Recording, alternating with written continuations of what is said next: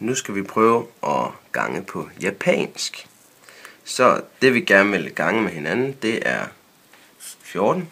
Det skriver jeg lige sådan her, så jeg skriver 10'eren med grøn og 1'erne med rød. Så vil vi gerne gange det med 23. Så 10'erne med grøn og 1'erne med rød. Yes. Nu skal vi prøve at se, hvad det finder ud af, hvad det giver. Vi starter fra venstre med 10'erne og tegner en streg. Det gør vi sådan her. Så skal vi have tegnet 1'erne. Vi tager den røde her.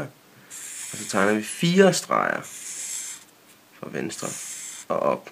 4. Sådan. Så skal vi over og kigge på det andet tal. Så vi skal over og tegne 2 streger nu. Vi starter igen fra venstre.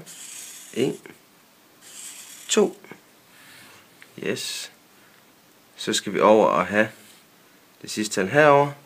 Igen var det 4 streger, og vi starter fra venstre. 1, 2, 3, 4. Ja. Så skal vi ind nu og have fat i den her. Så kan man se, der hvor alle de røde, de krydser hinanden. Altså her. Så skal vi over tælle de punkter, der hvor de mødes. Vi tæller 1, 2, 3, 4, 5, 6, 7, 8, 9, 10, 11, 12, 13, 14, 15, 16. Der var 16, men der er kun 6, og så den sidste sætter vi i mente. Sætter vi herop. Så kan man se det næste. Det er der, hvor alle de røde og alle de grønne mødes. Så det prøver vi lige. Det er her, og det er her. Ja. Den prøver vi til igen. 1, 2, 3, 4, 5, 6, 7, 8, 9, 10, 11, 12. Og så var det lige en i mente. Så det var 13. Sætter vi der. Og så sætter vi en i mente herover.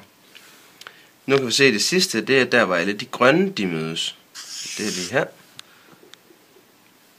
Dem tæller vi igen. 1, 2, 1 i mente, 3.